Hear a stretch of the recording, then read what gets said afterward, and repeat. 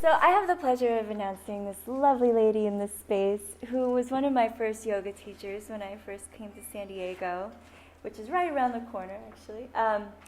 And she's just a lovely being. She introduced me to acro yoga, and she's been doing massage for many years, and now she is a functional medicine specialist, and she's here to share with you how to transform your gut health.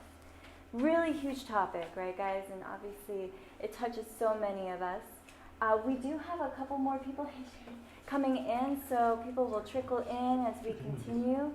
If you ever need the bathroom, if you're new to this space, just know it's right here in the hallway to the left. And there's also water up front if you need anything like that. So make yourselves at home. We will be ending just at 12, so we are a little crunchy in time, so we can always continue questions out in the lobby if you guys have more questions when we work to that point.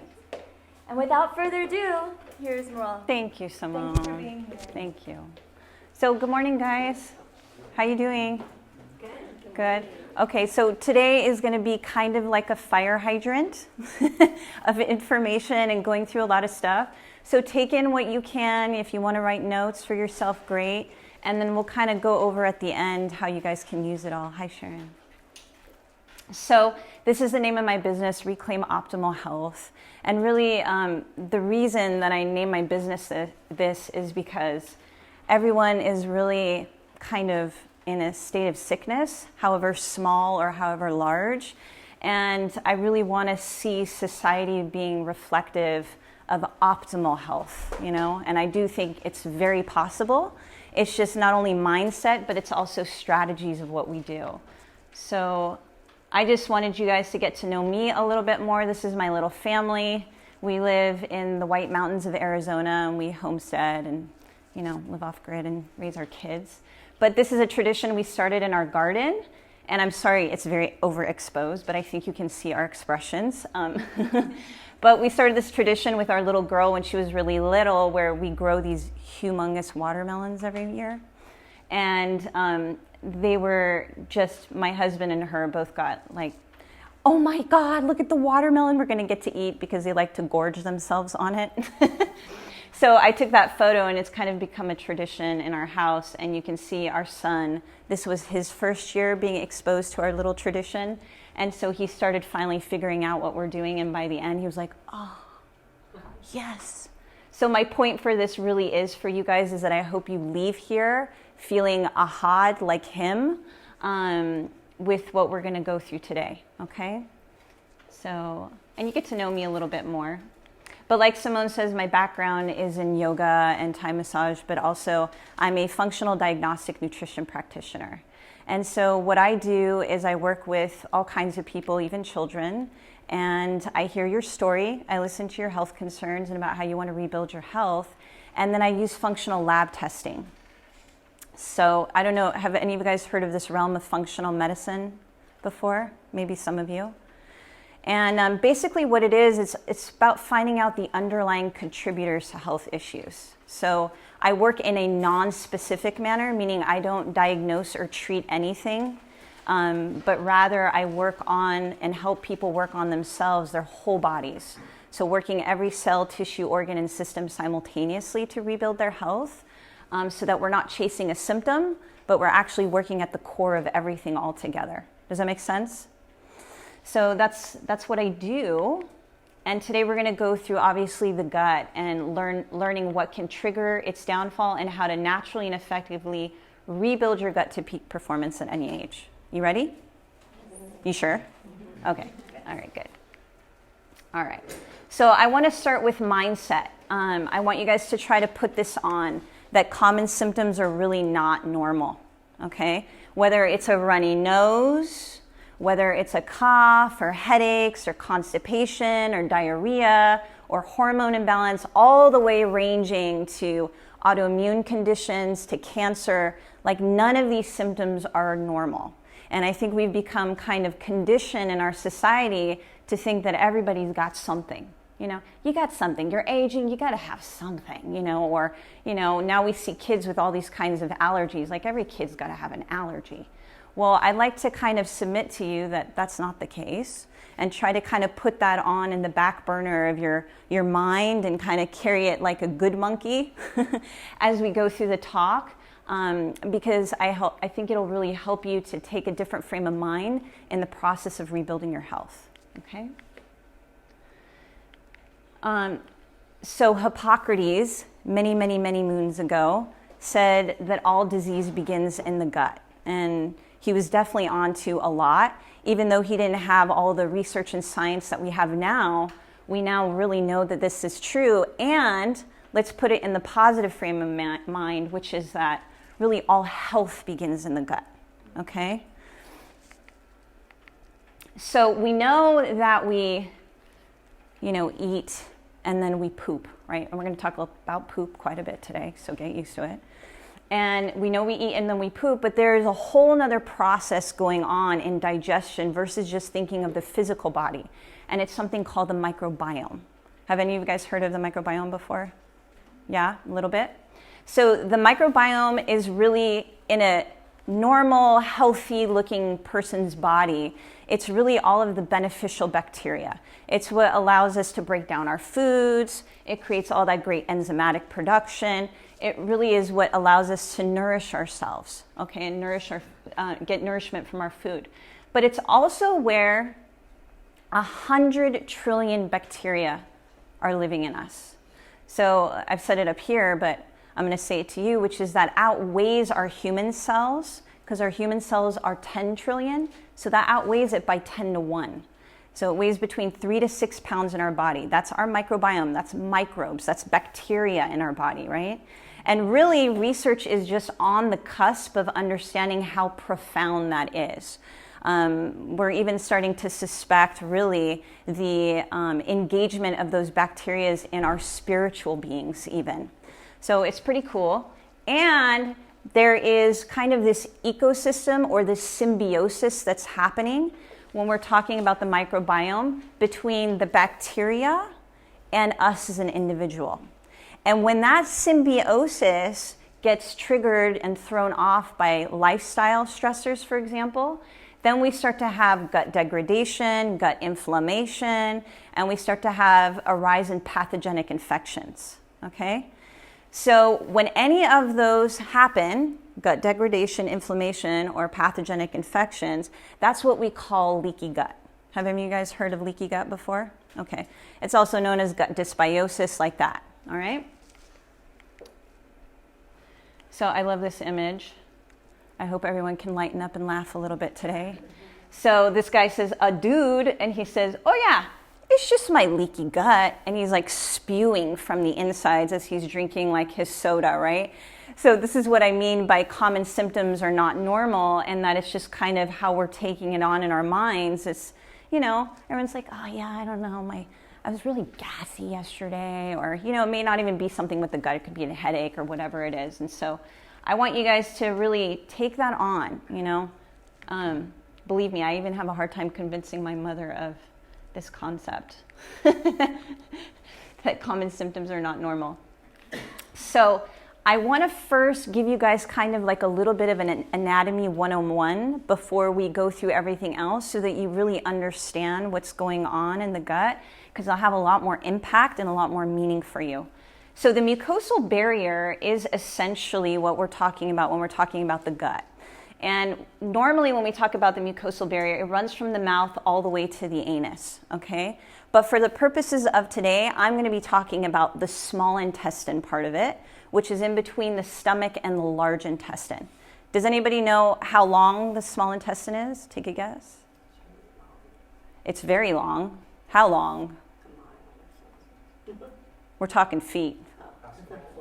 Say that again? How long is that? 100 feet. Okay, well that's pretty long. I hope it's not that long, because you know what that means down the poop chute. But it's 18 to 21 feet in length, okay? And when we're babies, it starts out just a little under 2 feet. So it goes through a lot of growth, all right? Now, I want you to see that mucosal barrier a little bit magnified.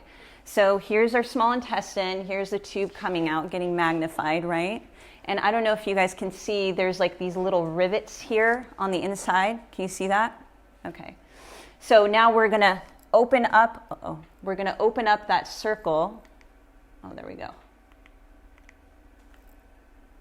Sorry about that. I pushed a button that I'm not sure what I did.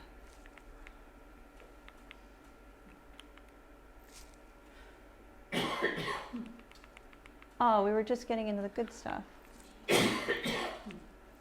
Larry, let me see here. Do you have a back button on there? I do, but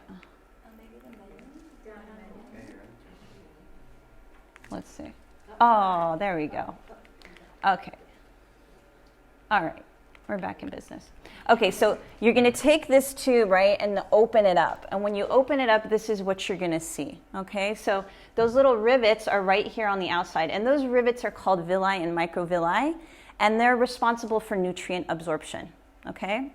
Now, within those, there's all these kind of like flower-like petals. And this is that flower-like petal. It's an enterocyte. And these actually connect together. So I want to go to the next image and show that to you guys.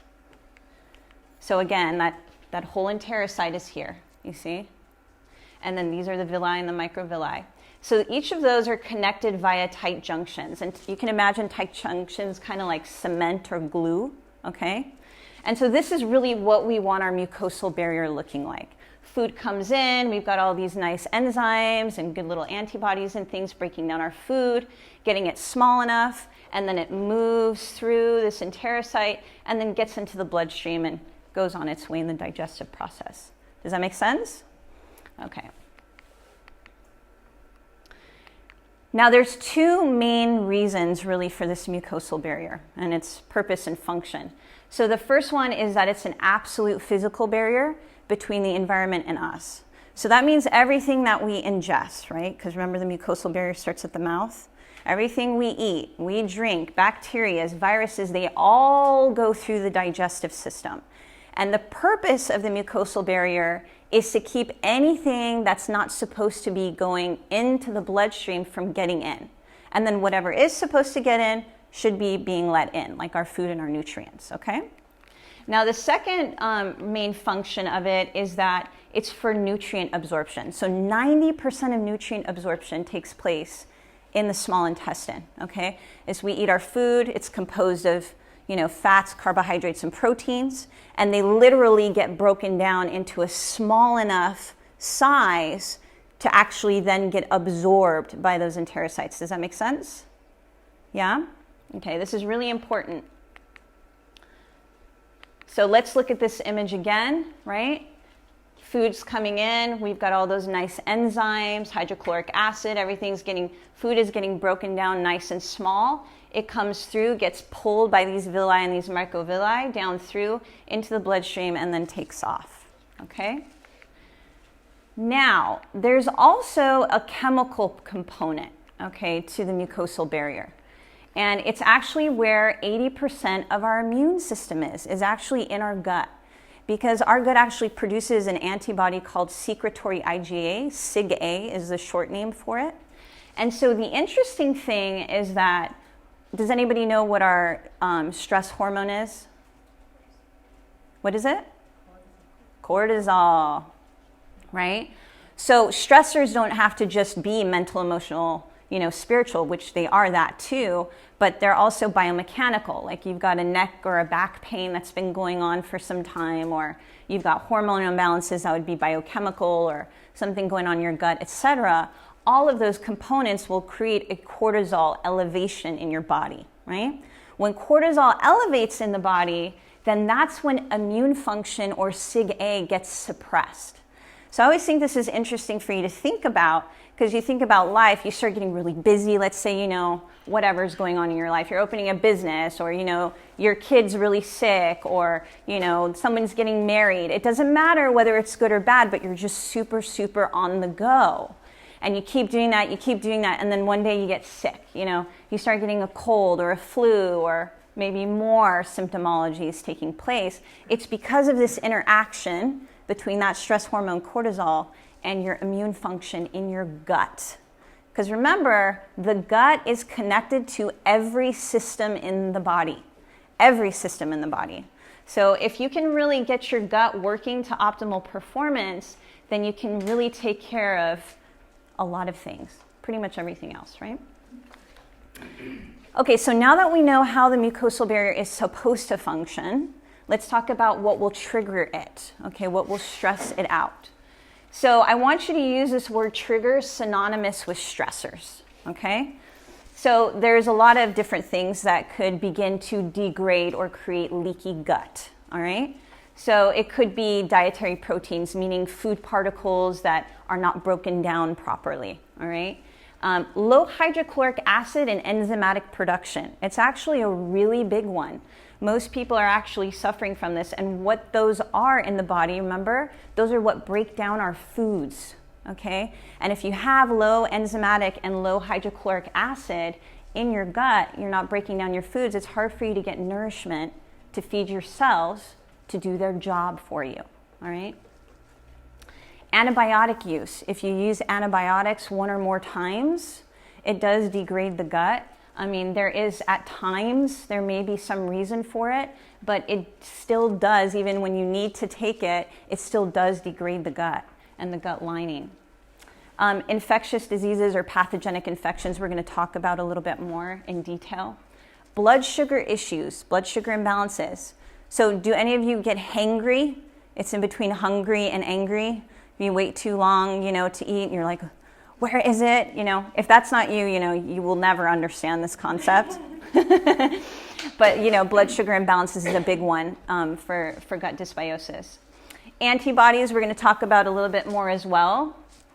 A lot doing mainly with autoimmune dysfunction, but a lot of other things can happen as well. Pregnancy, very, very stressful, very intense. It creates a lot of gut dysbiosis, unfortunately. Menopause, same thing. Toxins and chemicals.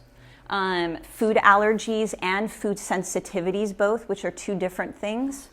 And then stress, just life. Life brings us stress, and we're learning how to manage it. So when one or more of those stressors occur on a regular basis, okay, that's what begins to degrade the gut. Okay, so what does that look like?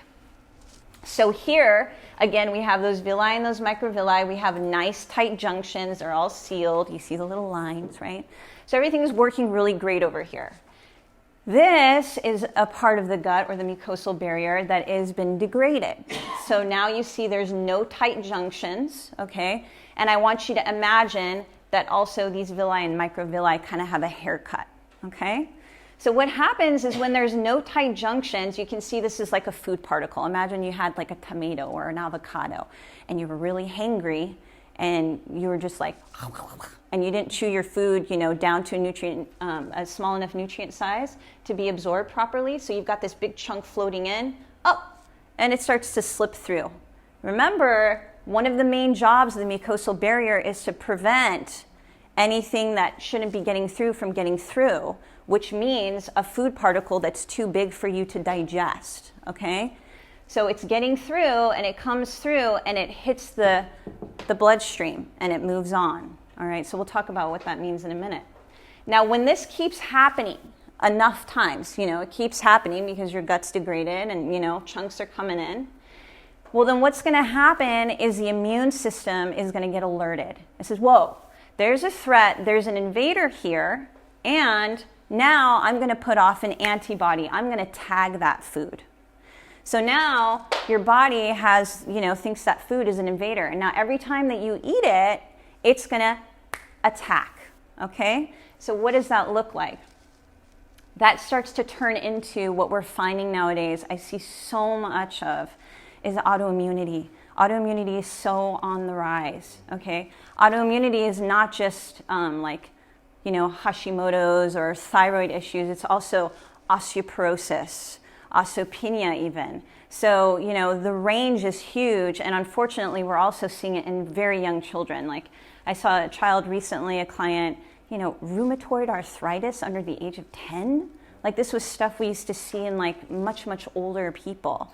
But anyway, I'm just showing you the range. So this keeps happening, and with autoimmunity, what happens is the body becomes so sensitive and so hyperactive that it doesn't distinguish well between, you know, what is really an invader and its own tissue, and it really begins attacking itself, attacking the host. Your own body starts attacking itself, and that's why the range of symptomology that occurs in autoimmunity is so huge, okay? Now, this is also the way that food sensitivities and food allergies also can take place. Usually, we're born with our allergies. We're usually born with them, not always. But this is definitely how food sensitivities start to take place. Does that make sense? Okay. Now, that's our tight junctions. Now, when we look at our villi and our microvilli, I told you, like, imagine there's a haircut here. We call it a blunted brush border when that happens. And why that's important is because, remember, the villi and the microvilli are supposed to flow freely and for nutrient absorption. So if there's a haircut, there isn't as much of a surface area for you to actually absorb the food.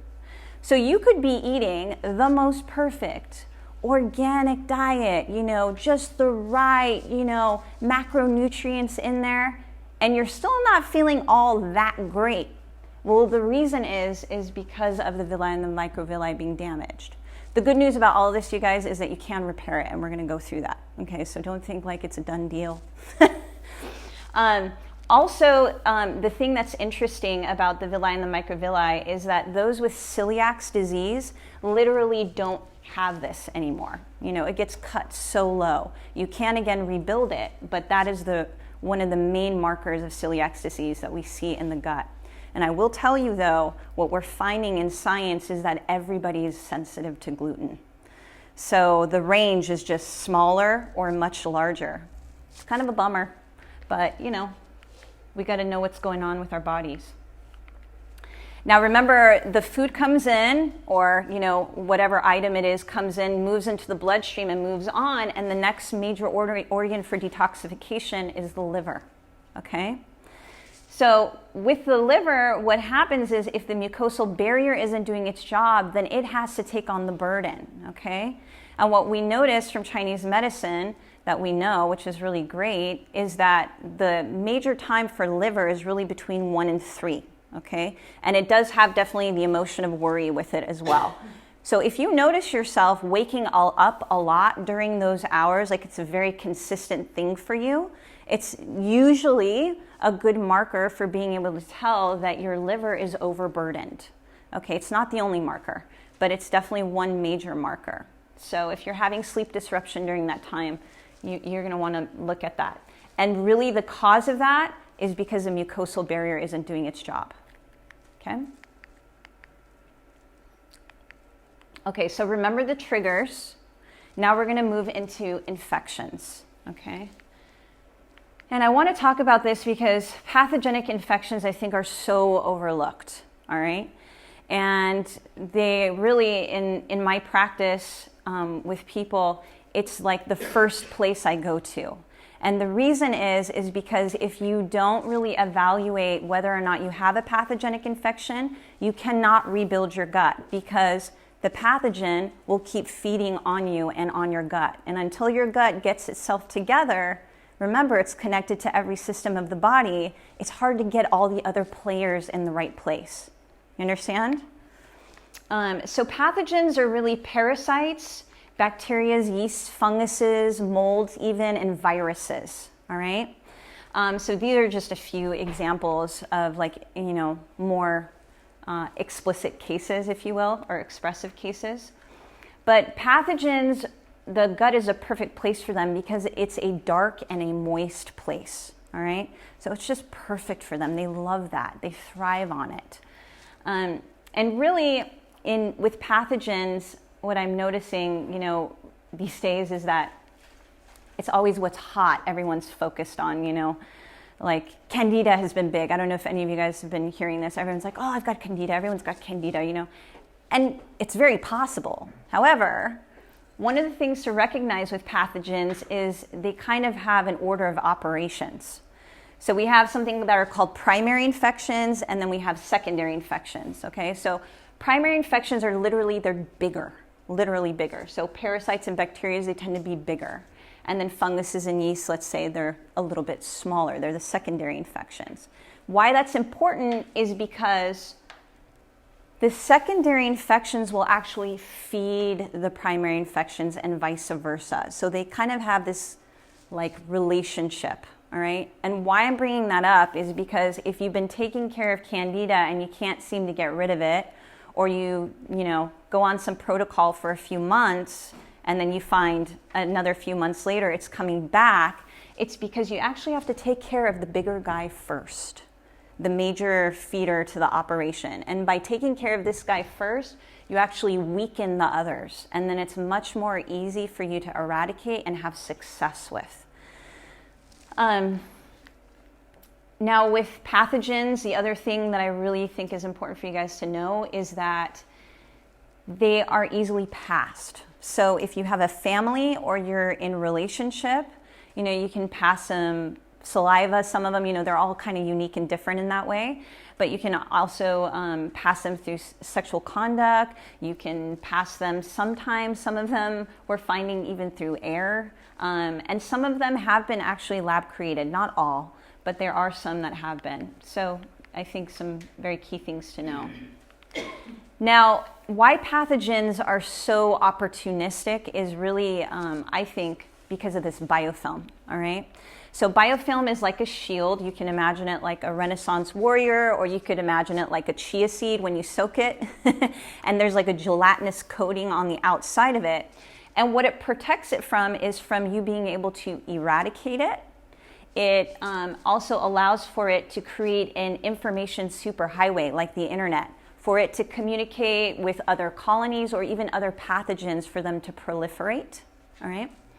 So it's a protection mechanism, and it protects its babies, its eggs, all of its kind, if you will, in the body. So very smart, if you ask me, super smart.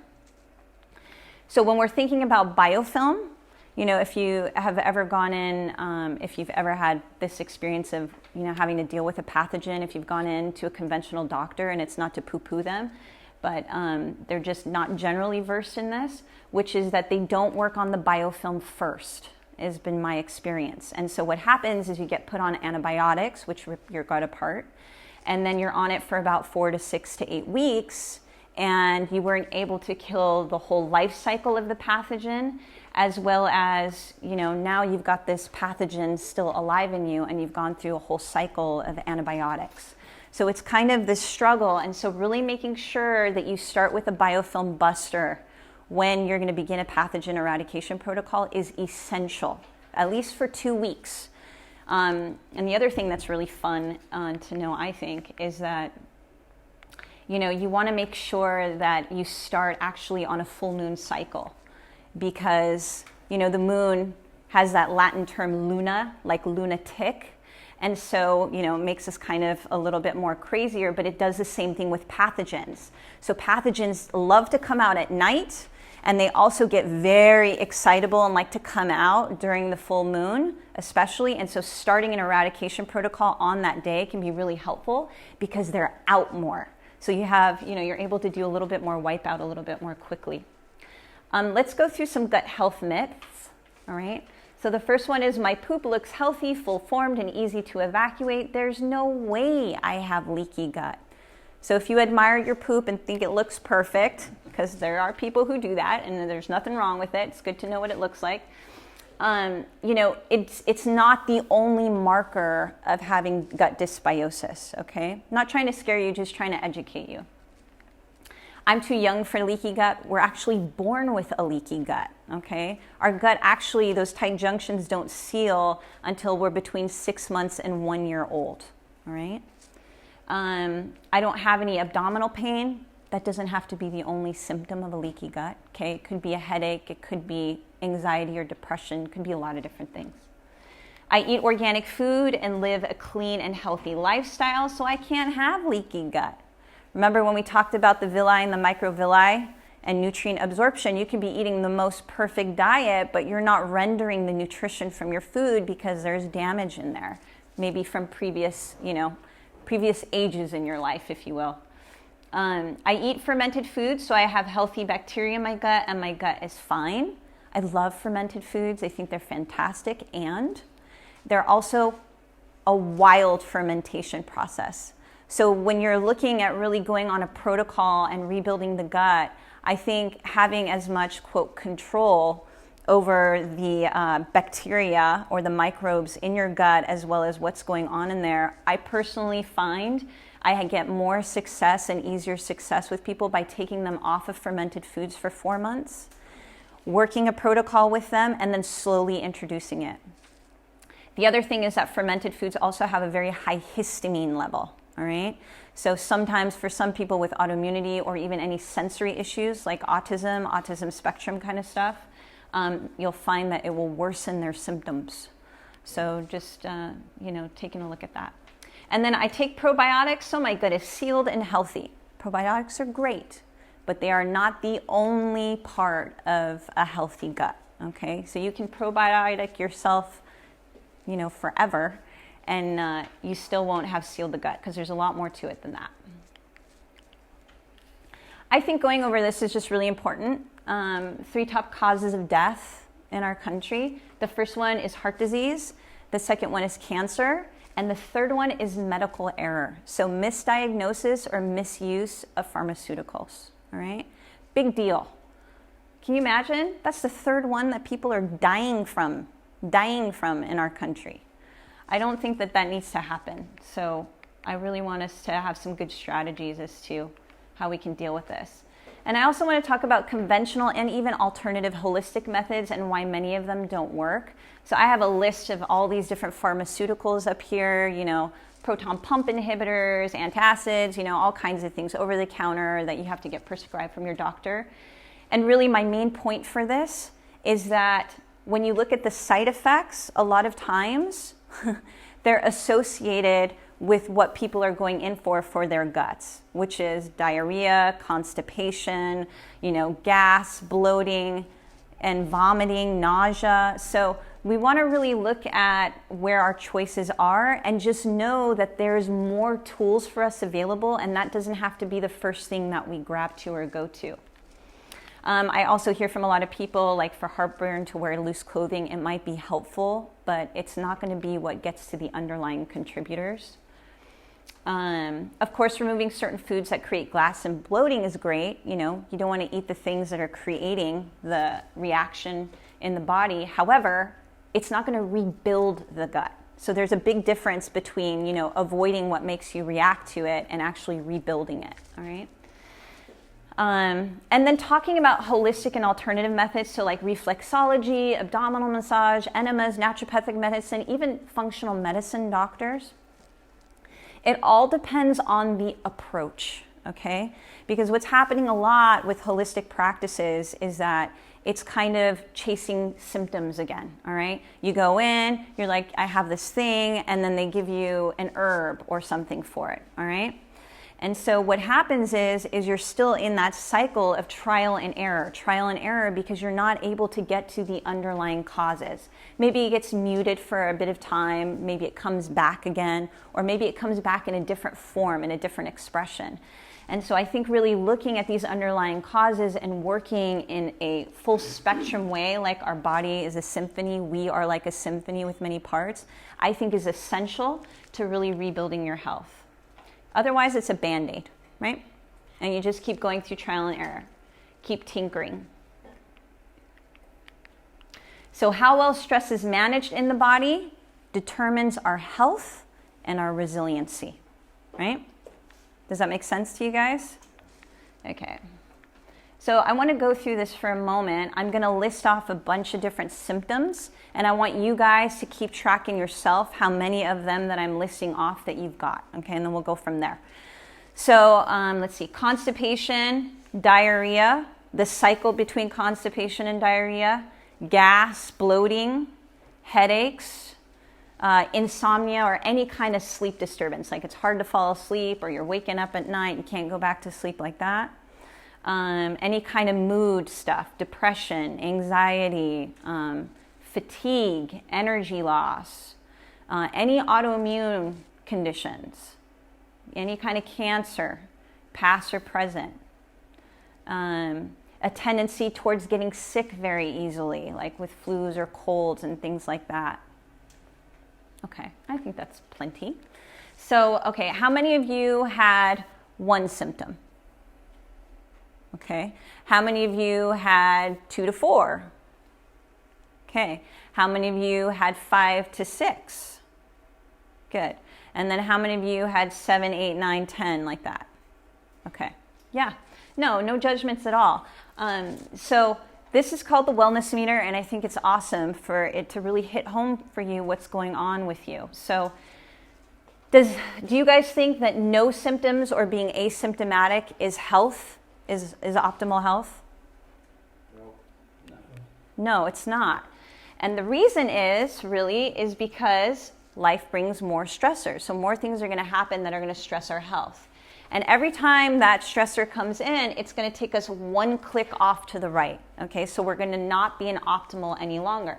So then we start feeling like more low energy, fatigue, okay. And then maybe we're able to get ourselves back here. And we're like, okay, good, I'm feeling better, like everything's good. And then something else happens, whatever. You catch a pathogenic infection, or, you've got a new business you're doing. It's just tons of work, tons of energy. And you go, click, click, right? And you're like, oh my God, I feel worse than I did last time. I feel more run down. I'm getting sick all the time. I've got like this new headache thing that's developing. Like, what is this? And then maybe you're trying to get yourself back to feeling better, but you can only really get back here, right? You're not really getting yourself back to asymptomology. So the struggle starts to happen where you're not actually building health, but you're working in this area where you're moving towards greater and greater dis-ease, right? And as we go down the spectrum, that's where you start to hit a diagnosed condition, right? And then from there, it's death. Death may be of the body, but what I'm more talking about is death of the cells functioning properly, right? Because the cells in the body all have a job. And when they're no longer fed, they don't have the energy to do what they need to have you doing what you do as you, okay, optimally. Now, the cool part is that being in no symptoms is, you feel pretty good because you don't feel really anything yucky. But then you start building energy, you get high energy, you get great immune function, you get cell protection, you get 100% function. And what happens when you're in that range, then when a stressor comes along or, whatever, it's going to be cold and flu season, like I think now, and people around you, they're sick, you're going to be more resilient, right? You're not going to get sick. You're that person like, oh my God, you're so lucky you never get sick, You're just more resilient to the things that are going to come up in life. If you have a baby, you're not getting that much sleep, whatever it might be, you're going to be way more resilient. And I think you would all agree with me. I mean, no pressure, but that's really where we want to be in our health. We want to be resilient and actually building our health.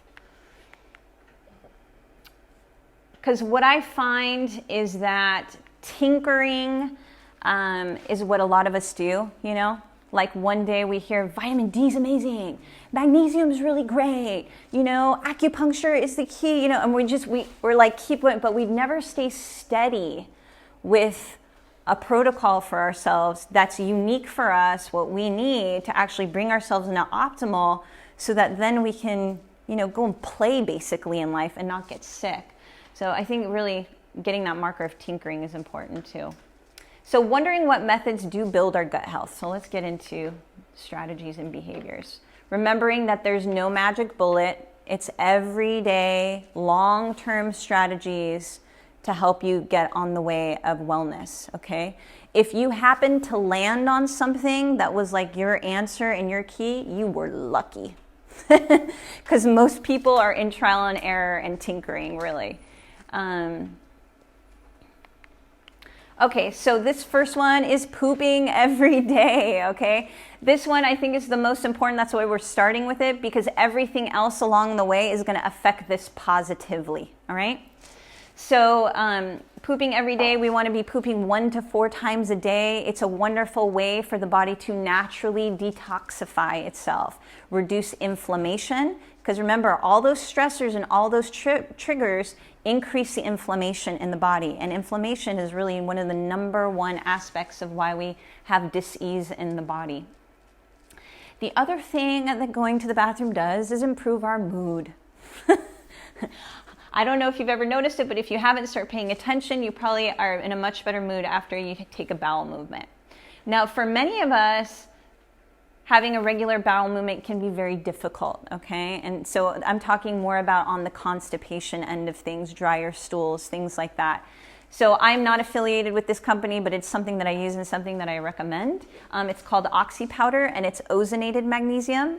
Very, very gentle and super duper effective. So have any of you tried Cascara Sagrada or Senna Leaf, like Smooth Move tea, stuff like this? Ever done? Okay, well, if you've never done it, they're herbs. They are definitely from nature, but they are very intense and highly addictive on the gut, and they can be very toxic. So this doesn't have any of those effects. What it does is it literally loosens the stool in the mucosal barrier and makes it very easy for you to evacuate.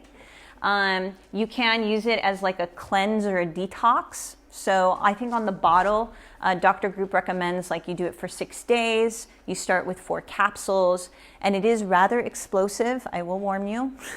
You will be using the restroom between 3 to 5 times. That's like the goal. And if you need to increase dosage, you will be increasing that as you need to so that you can have that many bowel movements. You want everything to be running, because now that you know what the mucosal barrier looks like, the last thing you want is fecal matter, sitting in there for too long of a time. We want to be expelling our fecal matter 24 hours, from the day before, basically, okay? Again, out the next day. So this is really helpful. This is not something for you to take forever. Okay, this is like for a protocol period, For some people, I may put them on this for like a month if they are using the bathroom once a week, once every 2 weeks, something like that, because that does happen. One marker that you want to look out with this or anything else is if you start using the bathroom a lot and you start feeling really fatigued and drained, then you want to way slow down, because your body is asking you to hold on to some nutrients. It's going through your body too fast. All right, let's talk about organic foods. So we're going to start getting to what are called these 5 health pillars, and that's the protocols that I designed for people include diet, rest, exercise, stress reduction, and supplementation. So diet is really the most inflammatory action we take on a day-to-day basis, okay? All of us eat between 1 and 5 times, some people even more than that during the day. And so it is about what we eat for sure, and it's about the quality of our food. I think that is really important to talk about. So when we're talking about switching to organic foods, right? Organic, it has the genetically modified organism, right? And it was originally created out of plant material to ward off pests and disease, all right? Now, unfortunately, what we're finding with genetically modified organisms is it literally degrades the tight junctions. Remember the tight junctions? It literally just destroys them, okay? The same thing goes for the chemicals that are also sprayed on the food. So whether it's Roundup or any kind of glyphosate or any of the chemicals within there that are sprayed on the food do the same thing to the gut and the gut lining, all right? So let's look at what are organic foods. How are they raised? So organic foods are grown with natural fertilizers, manure, or compost. Weeds are controlled naturally through crop rotation, hand weeding, mulching, and tilling. And pests are controlled using natural methods, maybe birds, maybe insects or traps, and naturally derived pesticides, all right? When we're looking at conventionally grown, we're looking at them growing with synthetic or chemical fertilizers. Weeds are controlled with chemical herbicides, and pests are controlled with synthetic pesticides. Now remember, we're biochemical beings, all right? So when we eat the chemicals and when we eat genetically modified foods, it's going to have basically a ping pong effect of biochemistry in our bodies. Because really, we were really designed and hardwired to food and food pattern in a very particular way. Science reflects this. This isn't me just, like spewing out some belief system that I have. And so when we're eating these foods, we're really having a tremendous effect on not only our gut, but our overall health. We're putting in all these chemicals and things. Now, it's just not just our veggies and our produce, but it's also the animals, if we're eating any kind of animal proteins or meats. So let's talk about that. So organic, livestock are given all organic hormone and GMO-free food. And I want to say that, you know, there's also the big grass-fed movement that's going on, which is fantastic. And the problem is that a lot of times we're not knowing what kind of grass the animals are feeding on. Is it genetically modified? Is it sprayed? And so really getting those answers, I think, is really crucial for whatever it is that you're purchasing in your, you know, your regular food supply here. Diseases prevented with natural methods such as clean housing, rotational grazing, and a healthy diet. And then livestock must have access to the outdoors. Yes, please. All right, so I guess then grass-fed can't mean like they're in a factory getting grass. You know, yeah, pasture raised is really what you want to be looking for as the term for them to be out, given plenty of space. But again, even with pasture raised, you got to look at the quality of what they're eating, you know? So asking those questions, you call a farm, they're going to answer your questions. I do it all the time because I have kids and I've got a family and I also want to eat well. So I call restaurants more than half the time. They never know. They're like, oh, and they've got all advertised, I'm organic, you know, this, that, and the other. I always call beforehand and ask them if they know where it came from, the farm. And with the internet, everything's so fast, you know. Don't feel like it's this huge project, you know.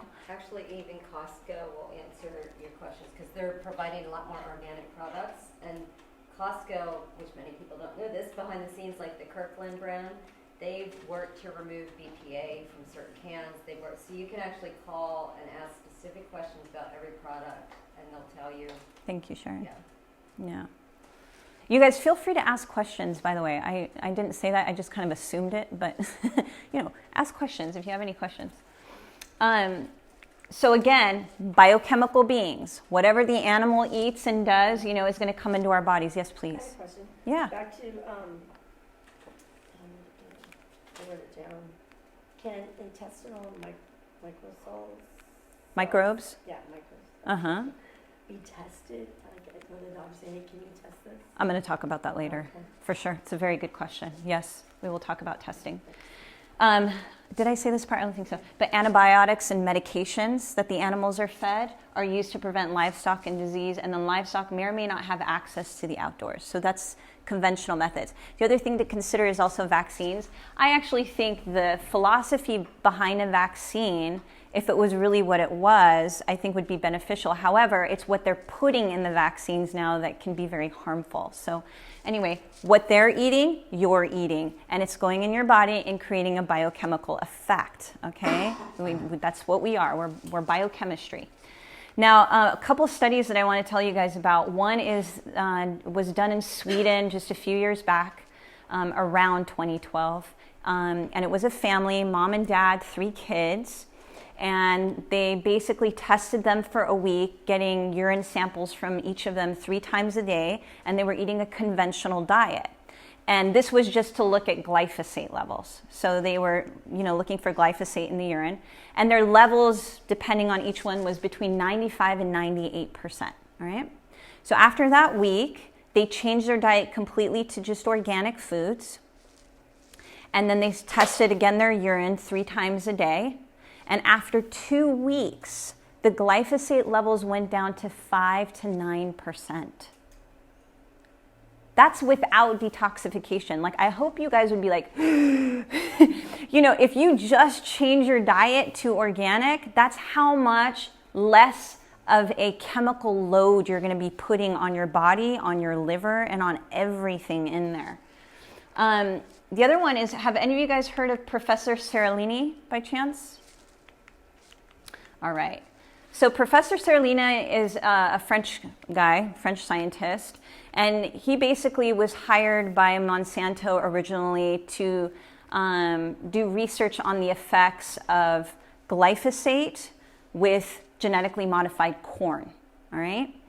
And so he did the test for them, and he got the results, and he was going to publish them, and they didn't really so much like the results he was going to publish. So they demonized him. That's a whole nother story. But then he went back and he did his own test in 2012, which was 2 years long. And he tested 200 females and male rats, put them in groups of 10, males and females, and basically gave them all differing amounts of either the control group got clean water, non-GMO corn, so clean corn essentially, hopefully. And then the rest of the groups were given variations of GM corn with glyphosate or not GM corn with, some glyphosate in the water and variants like that, all right? So after 14 months, he found that the control group had no tumors, but that the other groups, especially the ones with glyphosate added with the genetically modified corn, that they were starting to develop tumors. They had usually one tumor in let's say a half or so, all right? So he was starting to see that. Now, if the rats survived by the end of the 2-year trial, particularly in the groups that had genetically modified corn and glyphosate in them, they tend to die a lot faster. They actually had between 50 to 80%, I think, die between males and females, depending. So what was glyphosate? Glyphosate is a chemical. Roundup. Yeah, Oh, okay. it's in Roundup, yeah. There's a ton of other ones, too, that are in it. But that one's the one that gets highlighted. It's got the most science on it. So anyway, at the 24-month period, what they found is that the ones, had survived, or even the ones that had passed, they had 3 or more tumors in the ones that were fed with either just GM corn and or with glyphosate. The males in particular were dying of liver and kidney disease, and the females had pituitary dysfunction, and mammary tumors, and also the females were having dysfunction of androgen and estrogen imbalances. So very reflective of our society, actually. And I want to add something important Please. to actually really emphasize what Maral's saying. And this will get known for everyone because this is here in San Diego. So I know people have resistance to organic food because it's expensive, but the most important thing you can do is start to shift organic. You see San Diego published a study in the Journal of American, JAMA, Journal of American Medical Association. That's the peak journal for medicine. Dr. Paul Mills looking at glyphosate, and this was a retrospective study of people in Rancho Bernardo. They had 25 years of urine samples, and they looked at glyphosate levels in the urine over 25 years, and it increased 7-fold. So 7 times, 700%. So that was published a couple years ago, and they just recently last year published a study about a correlation with liver damage in people. So it's not just the mouse models, but there's actually a lot of research on gut biome and glyphosate and environmental medicine going on at UC San Diego. So it's, as Maral said, it's not making it out to medicine yet because it is controversial. I know scientists at UCSD that have got threats. So it's sad, but this is really, really important, everything she's saying. Thanks, and Sharon. valuable. Great science. Thank you for sharing that with us. Yeah. A wealth of wisdom here, too, if you guys want to ask Sharon any questions, too. The other thing I think is very important, too, about this study that he did after this one is he was looking about fertility issues. And he found that by eating the genetically modified corn and the glyphosate, after 3 generations, they went completely infertile.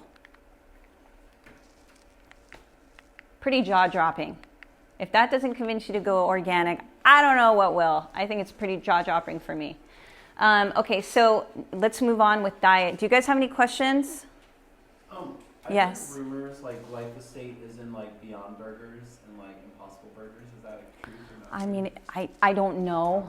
I don't know, but anything is possible these days. Okay. I will say that. The only way really to know, if you really wanted to know, is you could send a sample to a lab and they could really test it. And then you could put it out there to the public and then everyone would know, which would be really nice for you to Actually, do. I don't know if it's burger organic or is it just vegan? Yeah, that's a good Because- question. Yeah, it does make a All the difference. crops- It might be All the just crops vegan. like corn corn and soy grown in the U.S. that are conventional use glyphosate I see. on So the then it's crops. probably has. Yeah. Mm-hmm. So it depends if it's organic. And I hate to tell you, the veggie foods in general, especially when they're not organic, but they go rancid because we're talking about plant-based organisms.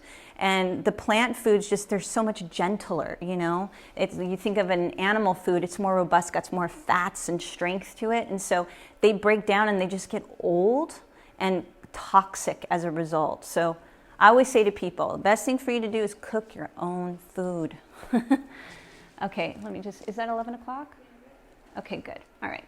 All right, so let's talk about celery juice. I don't usually talk a lot about specifically what to eat because my whole philosophy is that we're unique biochemical beings. And so for one person, one thing is going to work and for another it won't, okay? So, but I feel like celery juice from my many experiences with people is that it tends to work out pretty well. So that's why I'm giving it to you. And it's a great health boon, okay? It hydrates your body. It helps to reduce stress in the gut. It's got tons of minerals in it. But also what's amazing about celery juice is that it can actually combat pathogenic infections, okay? Which is a big deal, especially with prevention in mind, if you can do it regularly in your life. It also helps to take care of and reduce ulcers, takes care of acid reflux, definitely gas and bloating it's huge on, and if you err towards constipation, it's a natural remedy for that, all right? And people always ask me, you know, you wrote 2 cups a day, but don't overdo it. What the heck does that mean, you know? So 2 cups a day can be very ideal for most people. However, you might want to work your way up. Maybe start with a cup, all right?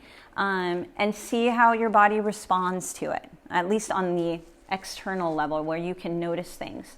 And you start drinking 2 cups maybe regularly. If you have a tendency towards diarrhea, it may wash you out a lot more.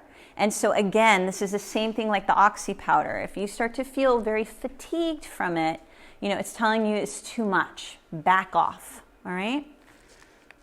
Good? Do we press this ourselves? Yes, you do. Because generally when you find it in the store, they'll mix it with like apple juice or something because they want it to taste good and for you to go back and buy it again. So just get it. What you basically want to think of is 1 stalk of celery juice, or like 1 big stalk. That's going to make you for 1 time. All right? So you're going to be the person that goes in and like buys the load, you know? And I always recommend juicing for yourself for like 4 days and then put all the juice in glass jars and put it at the top of your fridge where it's the coldest usually. And it really stays good for that many days. I'm a mom, I got a big family, you know, they like to drink it too, which is great, but you know, I don't want to be pulling out my juicer every day. It's just not realistic for me. And cleaning the thing, you know how it is. It's kind of complicated. So that's what I do, and it really works. Yes, please. Do you just say me make that however, or do you subscribe to any particular juicing method? Because there are the types that are like low rotation. Yeah, cold press. Cold press, yeah. Look, if you can do that and you can get that juicer, kudos to you. You're going to get, you know, a little bit more of those vitamins for sure. But just do it if you can do it. So if that means you buy the Jack LaLanne juicer, I don't know if you guys remember Jack LaLanne from back in the day, but his is like $100 juicer, and it does get warm, but every time the juice comes out, it'll be pretty cool, and you'll be fine.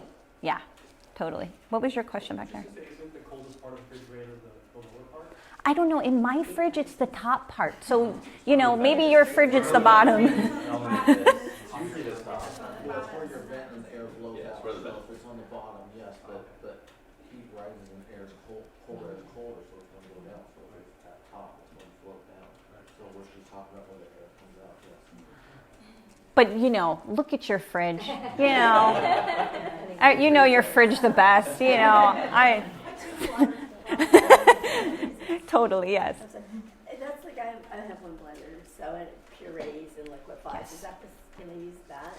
It's not the same as a juicer. A blender is different than the juicer, but you can use a blender if you want. It's just a little bit more processing for you, which is you can get a nut milk bag, which is basically like a fine mesh sieve, and then you can blend it, just add a teeny bit of good quality water in there, and it'll bring it to a liquid state, and then you can put it in there and just squeeze it out, and you'll get the juice out.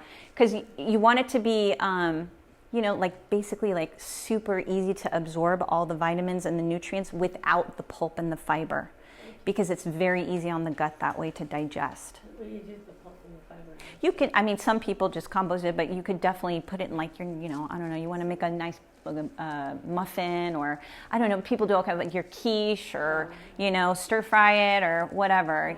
You just get creative with it and experiment.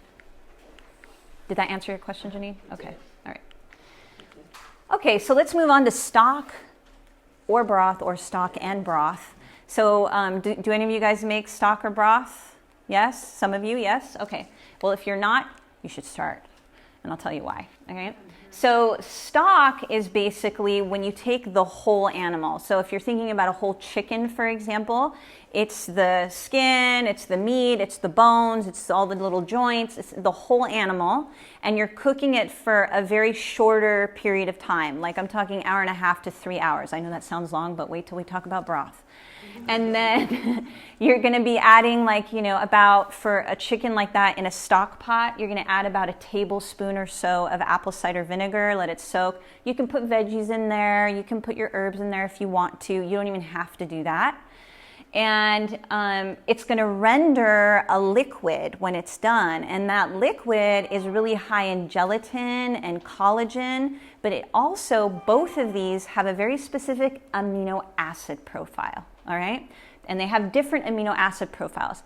And amino acids, for example, like glutamine, I don't know if any of you have heard of glutamine, but glutamine is a main amino acid for tissue building, rebuilding, all right? So for repair.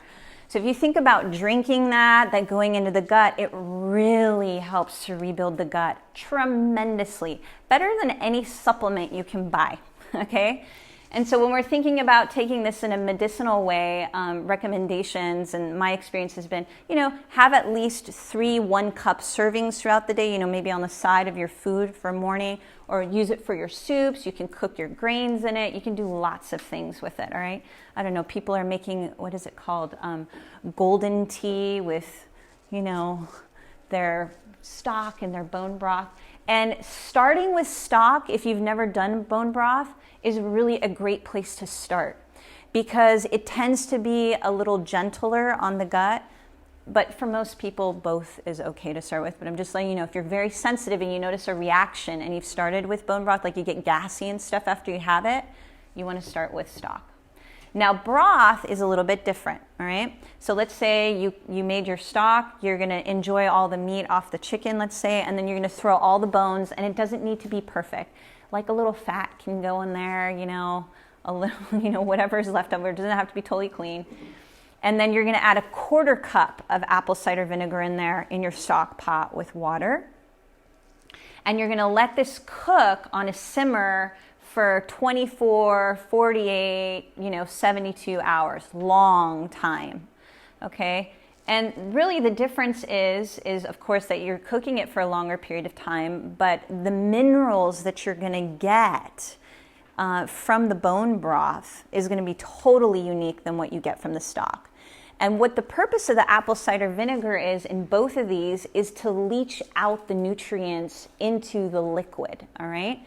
So with stock, you put that tablespoon in for, let's say, that whole chicken. The bigger the animal, the more apple cider you're going to need to put in, all right? You want to let that sit for 20, 30 minutes before you even bring it to a boil, and then a simmer. Broth, you definitely want it to sit for half an hour with apple cider vinegar with no heat.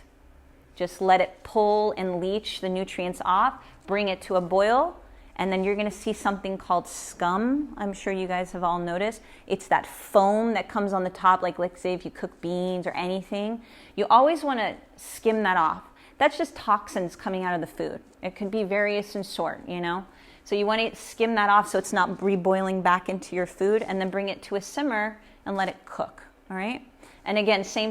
You can do a cup at every meal, 3 times a day. You want to make a jug of it, etc. And really, we only get this amino acid profile in animals, unfortunately.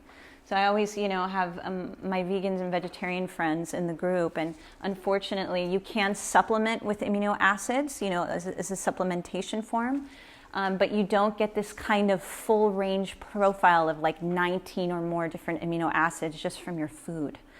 So yes. Does it taste good? I think it tastes delicious, yeah, especially, and you can play with your herbs and your veggies.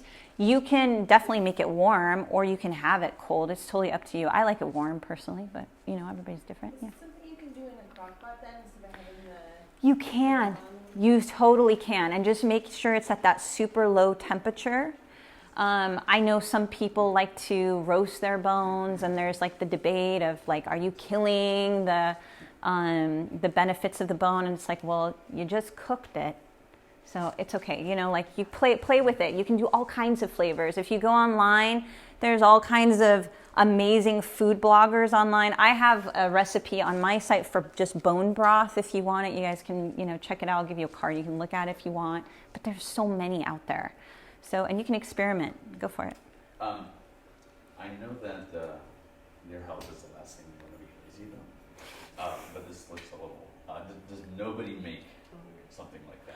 They definitely do sell it. Yeah, no, they definitely do. And I will refer you. I love this lady. Her name is the Healthy Home Economist. I don't know if you've heard of her.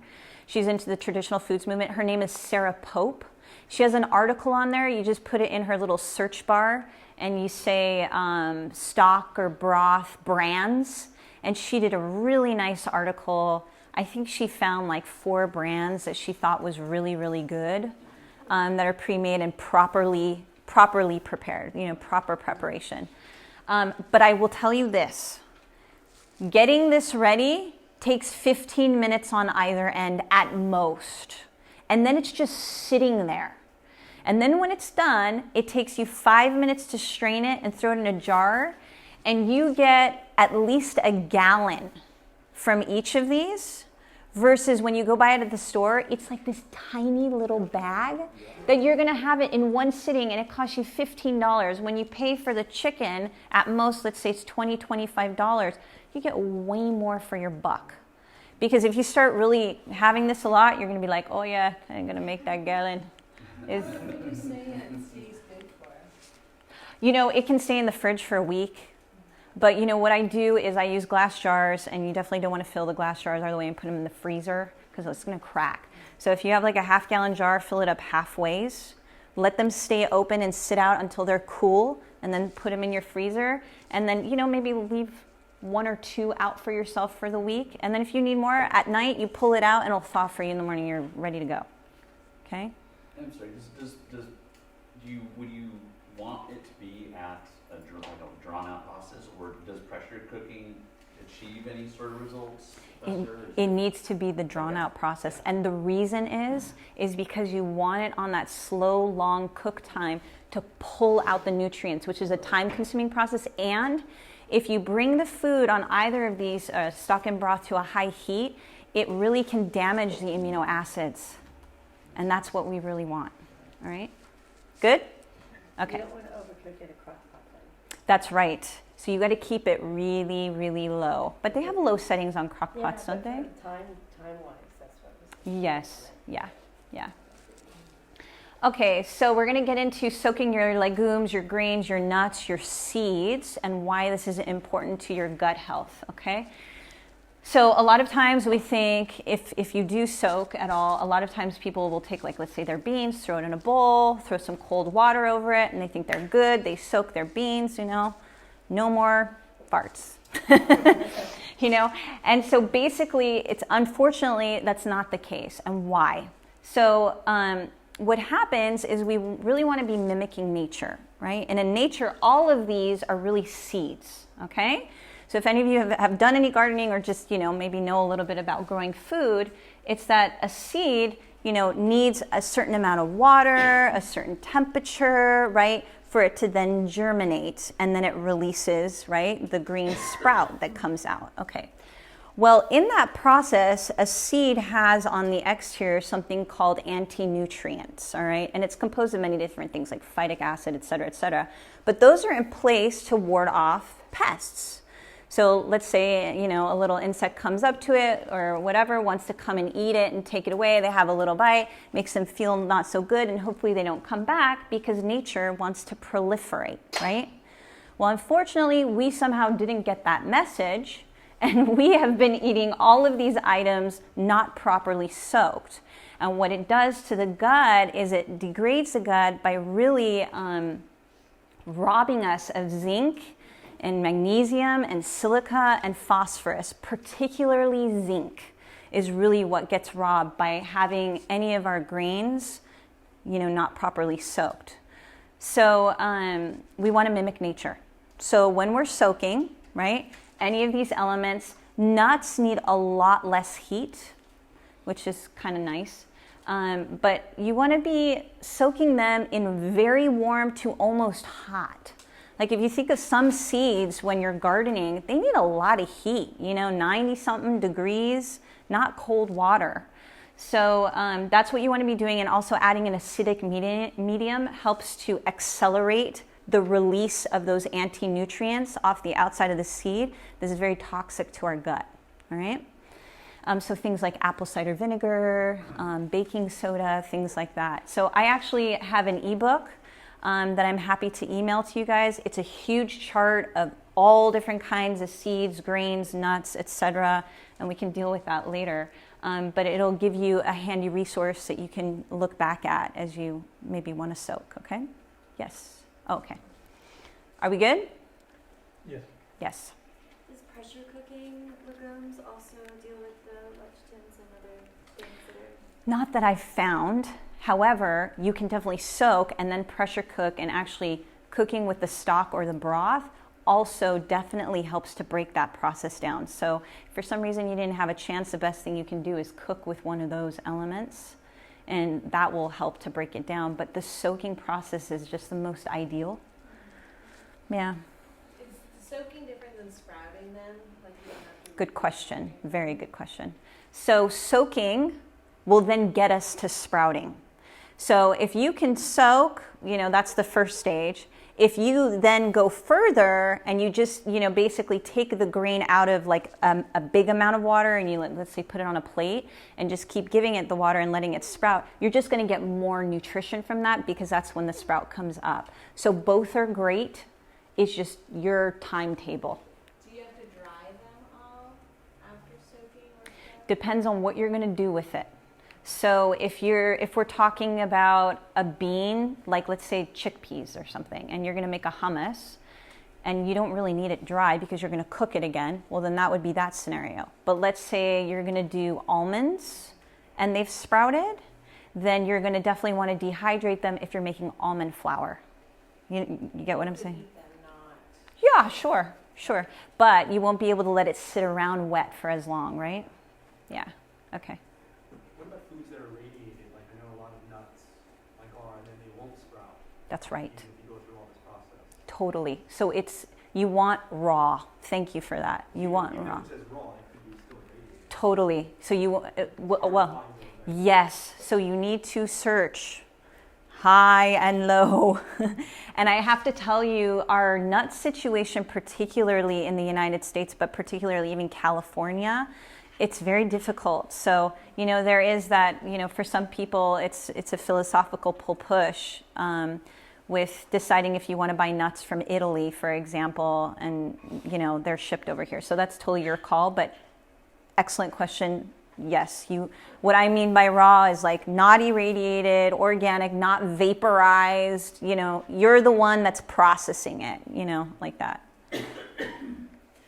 Yes. Don't forget that when you boil the bean, the broth, don't trash it. Keep the broth, use it for a stew, for soup, or you can Sure. freeze it and defrost it, drinking every day. That's the main part of all the cooking part of the bean. Sure. Don't trash the broth. That's really nothing in the bean, it's more in the broth. I think. Sure, especially after you've soaked it, because Yeah. after You you've rinse it, when you rinse exactly. it, get the broth and keep it different way. Exactly. Make bigger stones. Yeah, no, it's a good tip. For sure, but you definitely want to rinse, like let's say your beans, if you've soaked them, rinse it. Don't use the same water. Like what Mahmoud Agha is saying, you know, you want to put it in the water and then let it cook, and then you can render that liquid. Because that liquid is going to have the anti-nutrients, you know, hanging out in it, essentially. To read more about that, would I look for bean broth, or what is it called that this is? I guess so. Okay. You know, it's just something we do in our culture. So I'm sorry I don't have that scientific background on it right now, but I'm sure if you look it up, you can find it. But it's very simple, just like what he said. And make sure that you skim off any scum in the beginning. Okay, good? Okay. All right, so one person's food can be another person's poison. I kind of referred to this before. This isn't a mediator release test. This is a food sensitivities test, one kind. This is actually mine from like 10 months ago or something. But basically what it does is it's a blood test. You go in, you get like 5 vials of blood drawn, and they're going to test your blood against 150 different foods and chemicals to see how reactive you are to them, all right? Different than an allergy. An allergy tends to create a very immediate response. With food sensitivities, it can last up to 4 to 5 days, all right? So the green means non-reactive, the yellow means moderately reactive, and the red means highly reactive. And the same is true for an antibodies test for IgG antibodies, which I actually use more of than this, but I do like this test as well. But why this is important is because I was sensitive in this test to leeks, citrus, cilantro, parsley, turkey, things that we would associate with healthy foods, you know, but also things like dairy or nuts or anything could come up. Soybeans was my strongest one, which I don't even eat. I don't eat any soy products. But why, you know, you want to know about this, especially if you're going to be going through a health rebuilding protocol and rebuilding your gut, is because you want to remove as many inflammatory factors as possible. Because otherwise, every time you're eating that food, even though, you know, at its core, it's a wonderful food, it's agitating to your gut and to your body. So you're constantly agitating, you're triggering the gut, you know. So it's really helpful. And I have to tell you, a lot of times I see a lot of the dairy and gluten or wheat strains and things like that coming up. But for some people, it can be some of the other foods. Excuse me. Yes. Is it MRT actually the name of the test? I look like there's a little trademark up there. Yes, Did you look it up? it's Oxford Biomedicals is the company that runs this particular test, and it's called the mediator release test. There's another company. Yeah, of course. There's another company that I use that's called the Great Plains. And I run their IgG, but there's a ton of them, you know, a ton of different companies. And that's the antibody. Remember we were talking about earlier that the body will tag like a food, let's say. That's the antibody it'll put off when that food comes in. Yes. Okay, thank you. Yes, thank you for the reminder. All right. All right, drinking clean water or purified reverse osmosis water sounds, you know, simple and obvious. However, if you've got a Brita water filter on your counter, it is not enough filtration. Absolutely not. You need to be working at the micron level. So you can use that term if you want to purchase something for your home water system. I get questions about, oh, well, what's one I can just set on my counter that's not connected to my sink? You know, brands like Big Berkey is really good, or Alexa Pure. I think Alexa Pure actually just did a test when Hawaii had that volcanic eruption, and they actually put acid rain through it, and it came out beautiful. So they're using carbon filters on them, which is pretty neat. But, you know, again, I have well water, and we still test it. Because you never know, you know, what's traveling through your system of water. We've got heavy metals, we've got pharmaceuticals now in the city water because people are flushing them down the toilets, and you want to have really clean water. So if you have to go to the water store, that's the best option, and stay away from water bottles, like purchasing them if you can, because it's one of the most unregulated industries. And I'm all about freedom, but our water supply is something we should know what's in it if we're buying it. Yes, somebody had a question back here. No? Okay. All right, next one, reduce or eliminate processed foods and their toxic ingredients. We could go on this topic for weeks, but I want to touch on it because it's very important. There's things like BPA, glyphosate, yellow dye number 5, yellow dye number 2, MSG. I mean, this is just a small list of the amount of chemicals. All of these degrade the gut and they cause a whole slew of other symptoms in the body. And I just want to speak just very briefly about children, whether you have them or not, it doesn't matter. But like, you know, candies, processed foods, things that come in bags or packages, even for us as adults, when you're going shopping at the grocery store, try to stay on the perimeter and try to stay with the food that looks like the food, the chicken, the fruit, the celery, the nut, you know, the bean. So, and then you take it home and you process it. Because even if it's organic and it's in a bag, it'll tend to have a lot more ingredients in it and probably some things that, you know, aren't so great for your body. And if you can't recognize the ingredient, you don't know what it is, you shouldn't put it in your body.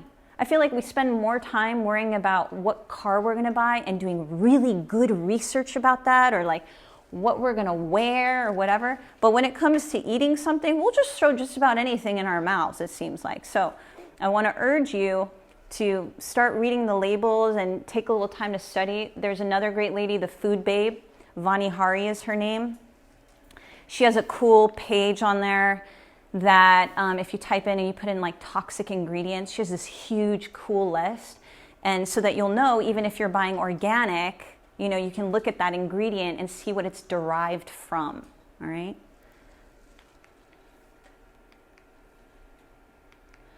Chew your food well, as your mother always told you.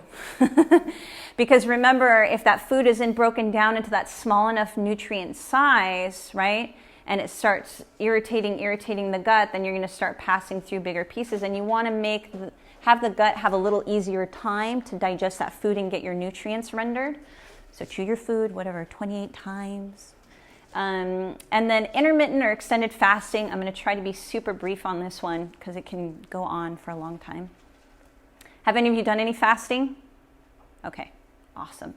So I'm sure some of you know, but the benefits of fasting, especially extended fasting. So let's get into that. Intermittent fasting is really fasting for 6, 8, 10, up to 24 hours. That would be like an intermittent fast, all right?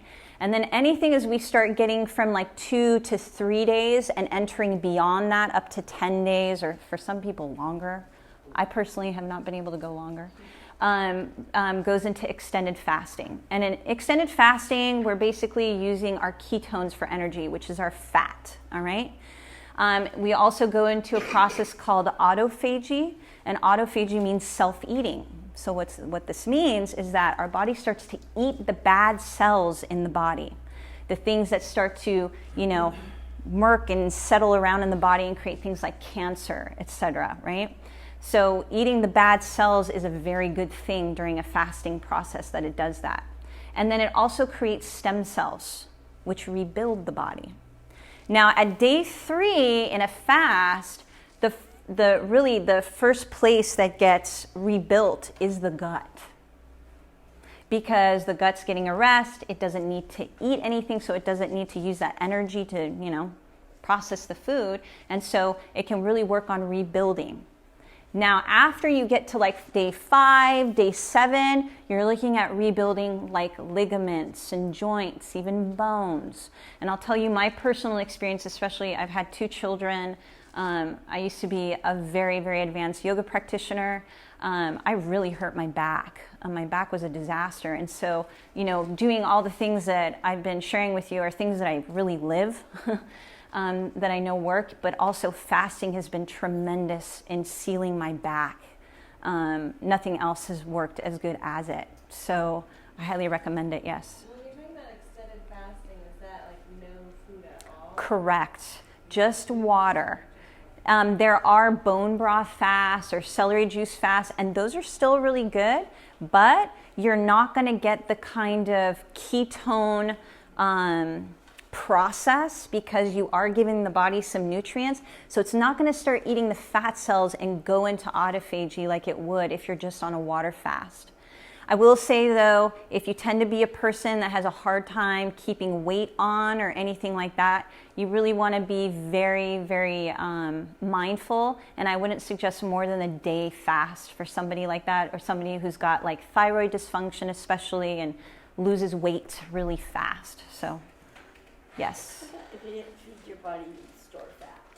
Say that again? If you didn't feed your body regularly, you would start just storing fat. Yes, but this is for a very specific period of time. Mm-hmm. And what it does is it starts to mimic how we used to live in primitive times, right? We didn't have refrigerators, right?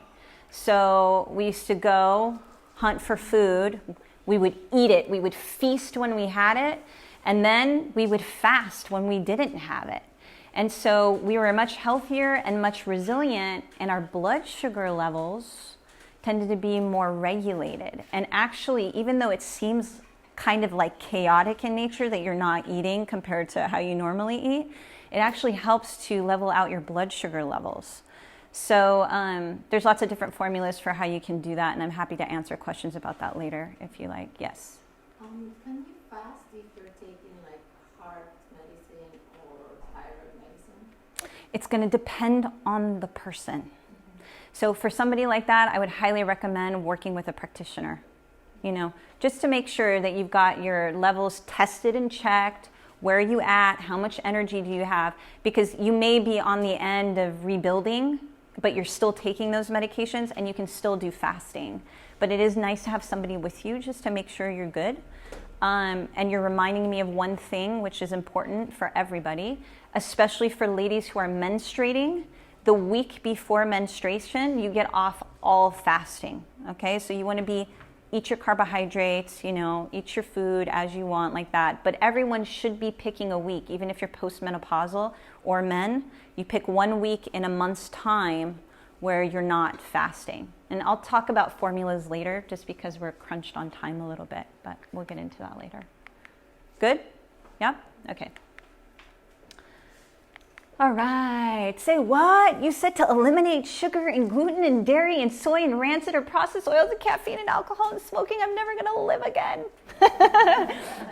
But, you know, we have to look at these things because they're all inflammatory contributors, okay? And so I love dairy. I think it's so tasty and wonderful, and, you know, but it is inflammatory, and it does create high sugar levels in the body. And so especially when we're thinking about a protocol period and rebuilding our health, that is something that you're going to want to eliminate. I think most of these are obvious, but, you know, feel free to ask me anything. Yeah, quick question on the dairy too, because like I've heard like, you know, like I have a friend who's like, you know, into like candida cleanses and everything, and she was a proponent of like the full cream, like organic, grass-fed, you know, like those small like things you put like in your coffee or whatever, because like they're so full of like amino acids and all the good minerals and nutrients, and like some people say it can actually help rebuild your teeth. And I don't know if you have anything to say about that type of thing. I mean, the milk on the top of real milk, you know, like it's just fantastic. But for candida, my experience with pathogenic infections is you want to get off of dairy, because dairy has sugar in it and it feeds pathogens. Pathogens love carbohydrates and sugars. That's been my experience. I know there's tons of different, you know, calls on that, but that's been mine. Yeah. Okay. All right. All right, let's get into rest now. So diet is always a humongo chunk. So my point for this is not to tell you to go run out and buy melatonin. I just want to talk about melatonin, all right? So melatonin is our hormone in the body, and actually 80% of it is produced in the gut. So we always think it's always produced in the pituitary gland, but it's only about 20% that is. However, you know, it does regulate our recognition of night and day and how we sleep and all of that, right? And rest is essential to any rebuilding process. So if we want our gut to be sealing, we've got to get our rest in order, okay? So really trying to get to bed at night, if you can, by 10 o'clock. It's the most ideal time, because for every hour before 1 o'clock in the morning, it's almost like we're sleeping 2 hours for every hour. And when we don't, I don't know if you've ever noticed this, you go to sleep later than 10 the next day, it's like, man, I just went to bed like an hour later. I feel kind of hungover, you know, or however it might be for each of you will be unique. So, watching your rest. If you need a little bit of help, I know some people really don't like melatonin, and I think really the main reason is because they don't take the prolonged release version. So melatonin, when you take it, the regular kind, you take it and then it's just like this big boom that goes off in your body and you get really tired and you sleep, but then you wake up again. And prolonged release sits in the small intestine and slowly releases throughout the night, all right?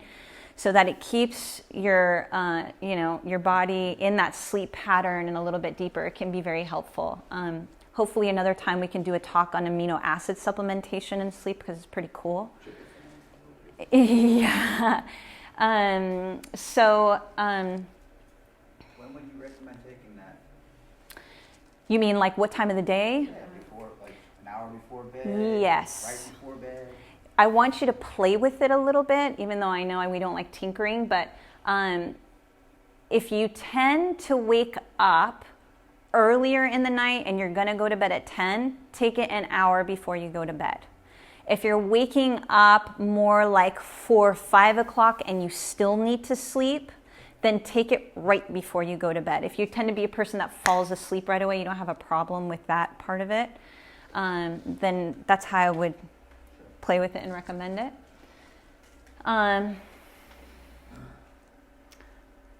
Good.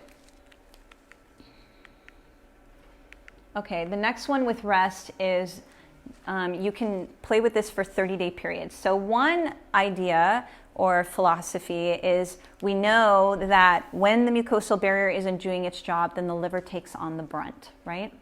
So not finishing all of your meals 4 hours before you go to bed or any kind of eating that you're going to do so that the body has time to digest your food and therefore your liver will be, calmer and just able to do its normal job or maybe even rest while you're asleep and then you don't wake up between 1 and 3. So you might try that for 30 days and see what susses out from that for you. Now, if that doesn't work, then maybe your bigger player is cortisol. Because cortisol is what is the stress hormone and is what wakes you up at night, all right? And that could be because of the activity of a pathogenic infection. It could be a number of things. But if cortisol is the issue, then you want to elevate your serotonin levels, right? Serotonin is like that feel-good hormone neurotransmitter in the body, and it helps us with relaxation and sleep. Okay, so you're going to want, if that's the case, you're going to want to eat a bedtime snack. Okay, this is where I'm saying there isn't one thing that works for everybody, right? So a bedtime snack that I found pretty handy, but you can do different ones, is take a banana, bless you, and roll it in a 1/4 teaspoon of pink salt and enjoy that with a handful of cashews, all right? So because you're going to get the minerals, which are going to keep your blood sugar more balanced. You're going to get a little bit of the sugar, which is going to help cortisol stay calm throughout the night. You're going to get a little bit of protein and a little bit of fat to sustain you until the morning when you get up and hopefully eat your meal, even though it's hard for some people, within an hour of waking up. Because there's a tie-in with adrenals with that cortisol thing. Yes? I just found out that Himalayan sea salt, the pink salt, Yes. is high in aluminum because Yes. of the way it's processed. Yes. So I've actually switched to Mediterranean salt or Celtic salt or any other salt. I know. They're still high in mineral. But I know. I have been hearing that as well. I did test my batch because I was pretty freaked out because we use a lot of it at our house. Ours seemed to be fine, and ours is from Pakistan. Okay. So, because I was like, wow, this is from Pakistan. I am curious about it, but I did test it and mine was okay. So I always recommend sending it in for a quick test. There's a ton of labs across the country. You usually pay like $50 because if it's something that you're eating a lot, you might want to know about, but it's a very good point. So do look at that. I know our world is so complicated sometimes. So how much salt with the banana and the cashews? A 1/4 teaspoon. Teensy, yeah. Now, when you're sleeping, is that considered fasting? Yes. Good question. So you can get a lot of fasting time in while you're sleeping. Yeah, for sure. Okay, let's move into exercise. I didn't put this here so you go out running, but just to talk about exercise. So 20 minutes a day of circulation has been shown to improve beneficial bacteria by 500 more varieties. 500 more. So it doesn't need to, remember, over-exercising is just as bad as under-exercising, all right? So if you're exercising, you're like, oh yeah, I gotta, work myself really hard. It's like you're gonna be blowing out your energy and you're gonna actually be increasing your inflammatory load in your body. So you want something that gives you energy, makes you feel good, you enjoy it. Honestly, a walk, if you enjoy walking, is one of the best things for the entire body, all right? 15 minutes even, all right? Yes. I work with little kids, and I do about 5 miles on my feet every day, just in my job. And so it's a lot, and it's like, I'm exhausted because I probably overdid it. But what do you think to do with countermount? I want to take a nap usually afterwards. Which is good. It's good. You want to try not to, if it's disturbing your sleep though at night, you don't want to take longer than a 15-minute nap if you can help it. But definitely any kind of, we're going to get into it, meditation, breathing, or yin yoga, where you're just kind of, feels like you're flopping around on the ground. Just like really relaxed, can be very recharging and energizing and balancing for your body. Okay. So less doing and more being. Yeah? Okay. Got it. Thanks. Okay, so stress reduction. Remember, it's mental, emotional, and spiritual as much as it's all these other like dietary things and whatnot. So gratitude wakes us up to the goodness and beauty in life, but we have to choose it. So flexing that muscle, because we are constantly being, given all of these stressors in our lives. And so it can be easy to start to go into the mindset where like maybe this is wrong or that is wrong, and that's what we're focusing on. And so if you can, try an exercise for 30 days where, the first thing you do when you wake up in the morning is think of 3 things you're super grateful in your life. At the end of the day, look for 3 things that, you were grateful for that happened that day. And writing it down, I find, is very helpful. And you'll start to notice that you're exercising and teaching your mind how to really engage in that way and respond rather than react. And that's really important for our whole overall health, because remember, our biochemistry affects our spirituality and our spirit. Meditation. So an asana practice or running or gardening or whatever it is that you enjoy doing may take you into like this zone or this meditative state, but it's not meditation. Meditation is really this seated practice of getting yourself into the theta wave, all right? And it's actually, research has found that meditation literally repairs the tight junctions in the villi and the microvilli. Pretty darn cool. Meditation doesn't have to be 45 minutes, okay? There's all kinds of, I'm not a big fan of using your cell phone while you're meditating.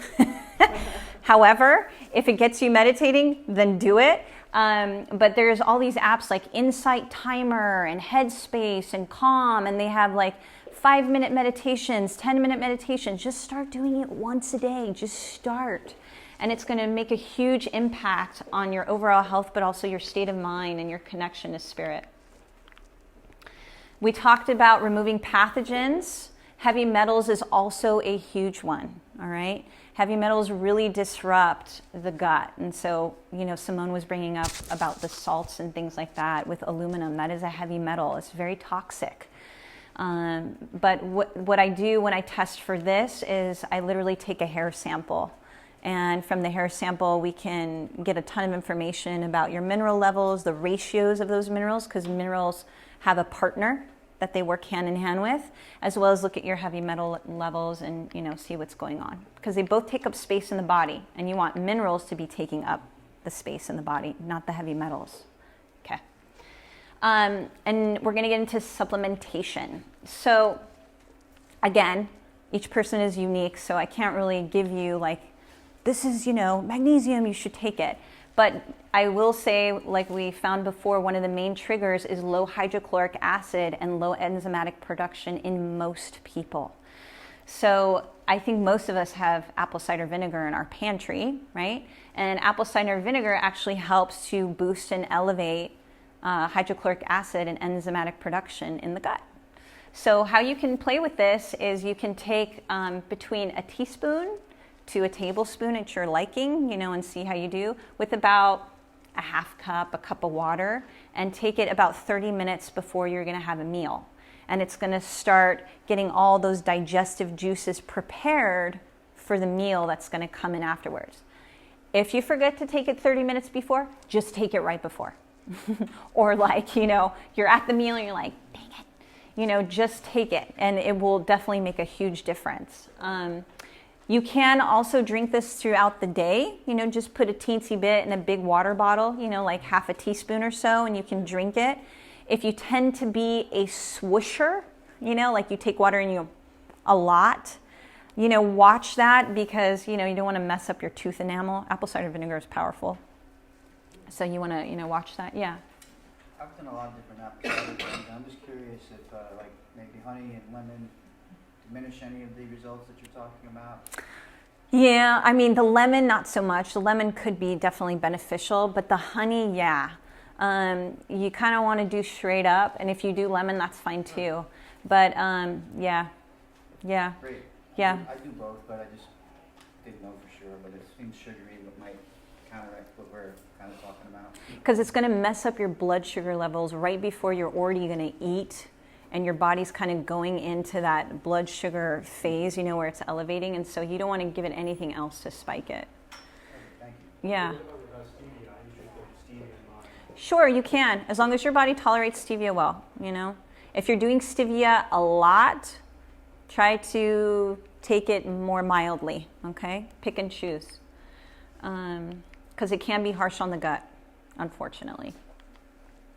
Okay, now if you do go the supplementation route for digestive enzymes, I just want to give you an idea of some of the ingredients you might find, just so that you know these are not all the ingredients you would ever find. There's also bitters, digestive bitters, which come from herbs that you can use as well, which are excellent. I will say for a protocol period, you want to make sure though that it's a digestive bitter that does not have alcohol in it. Okay, and that can be a little bit tricky when making digestive bitters. So the first one is pepsin, and pepsin is basically an enzyme in the stomach, and it helps to break down proteins, and it also helps in the absorption of amino acids. And remember, amino acids help tissue repair, so that's why that one's so cool. Hydrochloric acid is a chemical in the stomach, again, that breaks down proteins as well. Okay, very, very necessary. And we actually want to have an acidic environment in our gut. So like there's a big alkaline water craze, and everyone's just like, eat alkaline, everything alkaline. And it's like, well, yeah, some of those foods may be alkaline for your body chemistry, but not maybe for someone else's. And you want the acid in your gut to be strong because it needs to break down the foods completely. And then we have papain, which is papaya, derived from papaya, and that helps to break down the proteins as well. Pancreatine is actually a blend of 3 different enzymes: lipase, protease, and amylase, which helps to break down fats, proteins, and carbohydrates. And then bromelain is actually derived from pineapple stems, super soothing on the gut as well, and it helps to break down the proteins. And then ox bile. And ox bile is basically, it helps to stimulate and secrete fat digesting enzymes, so it's mainly for fats, and this is particularly important definitely for someone who's had gallbladder issues or gallbladder removal. You'd want to take ox bile with lipase from the pancreatine blend. Any questions on that? I know it's kind of like a sputter of information here. So remember, better things are coming. I gave you a ton of stuff. It doesn't mean you have to do everything now. Pick one thing, okay? Pick one thing, make it your own, and then once it feels like it's your own, pick another thing. And because it's when it's that lifestyle and it feels like your own and you can do it day to day, that's where you're gonna have real success, okay? And this is really what I do. My motto is test, don't guess, because I don't really like to tinker. I like to help people really figure out a strategy that's beneficial for their bodies so that they can actually rebuild their health. And so I actually give people free 45-minute consultations, sometimes longer. And I listen to your health story, how you want to rebuild your health, and then I'm able to figure out how I might be able to help you. And I work virtually, so you don't have to go anywhere. We just get on the computer and say, what's up? and then go from there. So I have evaluations. Maybe we'll step outside so that they can rearrange the room. And I'd really appreciate your feedback because it helps me make this better for other people the next time that I give these presentations. As well as if you want the ebook or you want to sign up for a consultation, you can just check those off for me. So I'll hand those out to you guys as you walk out, and I'll be available to answer any of your questions. So I hope you guys got some strategies. Yes? Okay, good. All right, thank you so much for coming. Thank you.